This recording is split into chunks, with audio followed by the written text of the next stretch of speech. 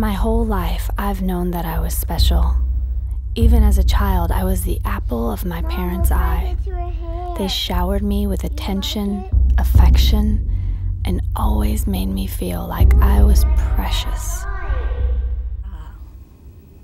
I grew up in a very abusive home. My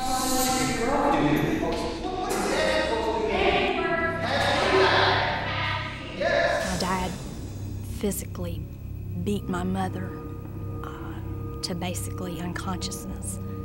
In turn, she would beat me.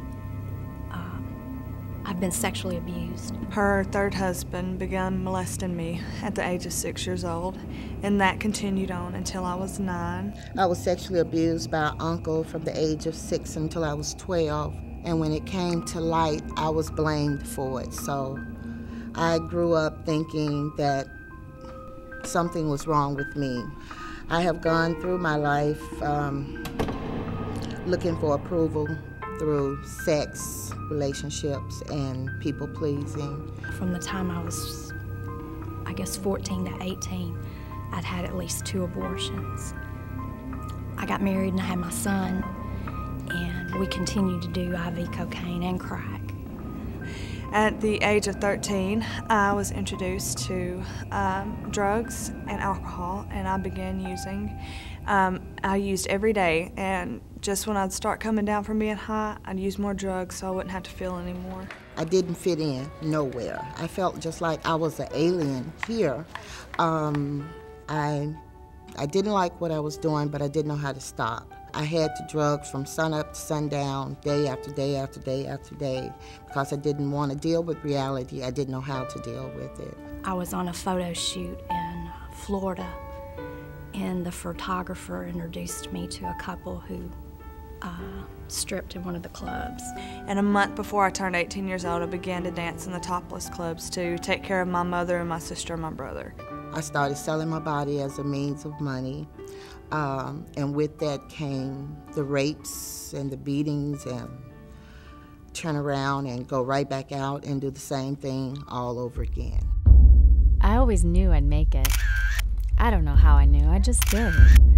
I always knew that someday someone would see who I really was, what I was really worth, and then, once they did, I knew they'd give everything to help me. We were brought up kind of like maybe movie stars. We had our own hairdressers, our own makeup people. I've had cars, I had furs, I've had diamonds, I've had homes, I've had it all. I always knew he'd find me. And he did. If I say, for instance, I'm at the drive up at Summit, if some young lady caught my eye, I would probably give her one of my cars and say, won't you come see me sometimes? I know you ain't making no money here. The next time I come, whether it's a week later, whether it's a month later, I may buy a $5 meal. I may tip her $20. That right there is gonna get her attention, because she's gonna say thank you. And that's all I need is a door. She says thank you. I was like, well, I mean, hey, no thanks needed. You could be making this money yourself. If I can get them in the club, over half of the battle was won right there. I just always knew that someday all the spotlights, they'd be for me. I can go in there and I can do this a couple of times, and then I'll have enough money to just leave it alone. And I went in there and I made $500 my first night. And I was like, ooh, I really like this. And then my second week, it was like $1,700, and like anywhere in that price range was my amount. And the money totally sucked me in. I got up on that stage one time and it was over. It was over. I liked the attention. I liked to be able to drink and use my drugs and do whatever I wanted to do whenever I was at work. I could make my own schedule. I could quit when I wanted to, go back when I wanted to, make as much money as I wanted to. And I'd look out and I'd see all these fans who love me, really, really love me, fans that just can't get enough of me. And I'd love them back, all of them. I always knew my name would be up in lights, and everybody would want my picture and my autograph. That someday, people would want to know exactly what I was thinking, but they'd hang on to my every word. Well, he started out all sweet, and he gave me whatever I wanted and was taking care of me and my daughter and cared to hear how my day was, and he was there the day I got out of prison, and you know, it was just like, oh, he's perfect. It was the normal. It was just me and him, and we were having fun. And then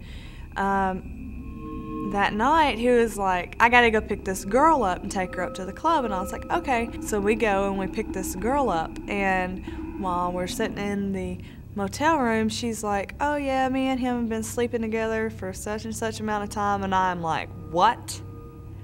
You and him have been what? And she was like, oh, I know it's all about the money and that you're his #1 girl and blah, blah, blah. He went from boyfriend to pimp right then. He said, you know, I am $50,000 in debt with the drug mafia, and I really need to go borrow this money from these Indians, and I need you to help me out with this. So I went, and me and another girl, and we catered to 6 Indians for $50,000. I hated that a whole lot worse than I did stripping. A whole lot worse. But I wouldn't dare tell him that. Every time I tried to tell him that, I got beat. He didn't want to hear that. You better get out there and do something. I do not have time. I do not have money. Get your worthless tail out there and do something now! Now! Like I said, I always knew I'd make it. My drug habit was never less than 1,000 a day. I was out there, like, I had a 3-month-old daughter and I weighed 90 pounds. I was even willing to stay in relationships where I was beaten just constantly. This person has to love me, so, you know, if he didn't, he wouldn't be taking time out to beat me. You know, that's where my thinking was. I was more of a desperate crack addict. I got caught up in the neighborhood, turning tricks in empty houses, you know, living under a bridge. That's the way my life was. I was badly raped and beaten January 3rd, 2003. Getting in a car with a stranger, and this guy took me home where he beat me with a water hose and force-fed me decon rat poison. It put me in the hospital unconscious for 3 days. I've literally got scars on my arms from being a junkie. And I have hepatitis C from using my own dirty syringes from the dried blood. I have a chronic liver condition. I'm on a form of chemo now. So I'm definitely paying the consequences for my heavy drug use. I didn't hit rock bottom until I began turning trick, sober. I didn't hit rock bottom until I was turning trick for free. I hit rock bottom when my self-worth went from as bad as I thought it could get, which was dancing, to even worse. I became someone's slave. But the whole time, I never dreamed that I would get out of the industry. I really thought that that's what I was doomed to do the rest of my life. I always knew that someday someone would see who I really was, what I was really worth, and then, once they did, I knew they'd give everything to help me. This particular young woman came in.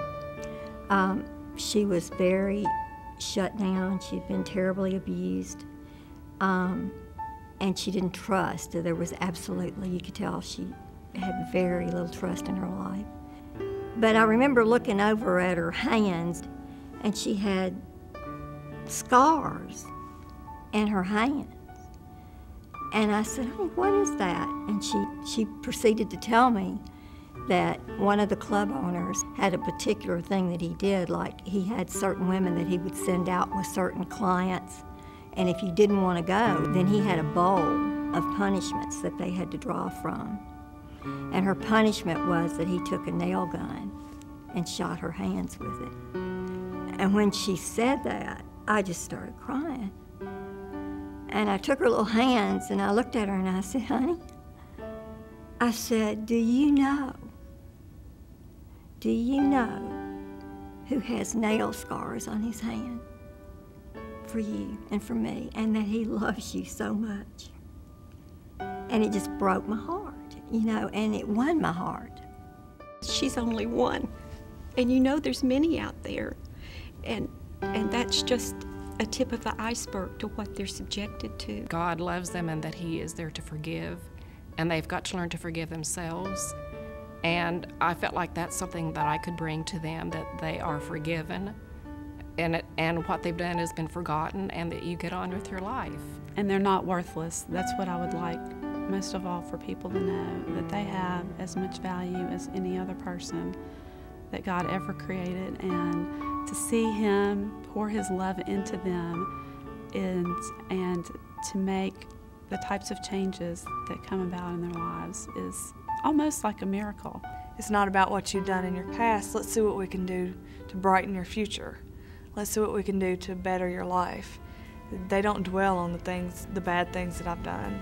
They just look forward to the things that I can be and the things that I can do.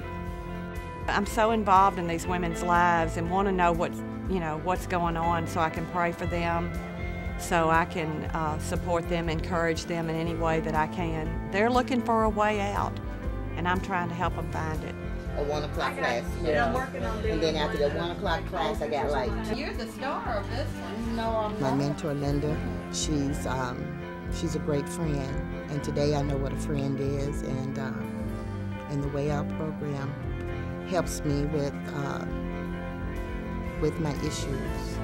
Each one is so special, and so God's so blasted and broken that as you hear these stories, it's not the stories so much, it's just the sadness in your heart for these women, because when you mentor, you really, really get to know them like almost like a family member, or like a really close friend, or like a daughter sometimes. I guess that's what mentoring is. That's okay. Natural, like I just did. No. Our goal is to show the girls who Christ is. That's every mentor's goal. We're not judging them.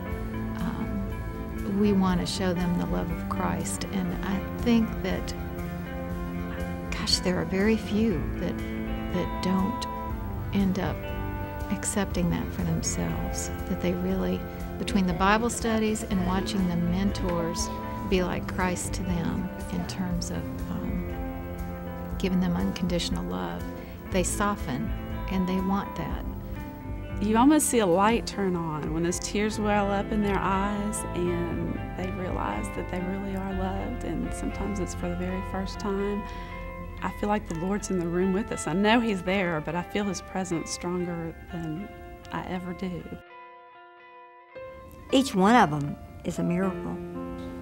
You know, when you look at their life and what they've been through, most of them probably shouldn't even be there. Just the odds are that somebody would have beaten them to death. We see that as they walk in the door. And that's the neatest thing. One way I see God work, and this is the way He works in me through this, really. But when that woman walks in that door, I honestly don't see what she's done. I see what she can be. And I know that's Christ.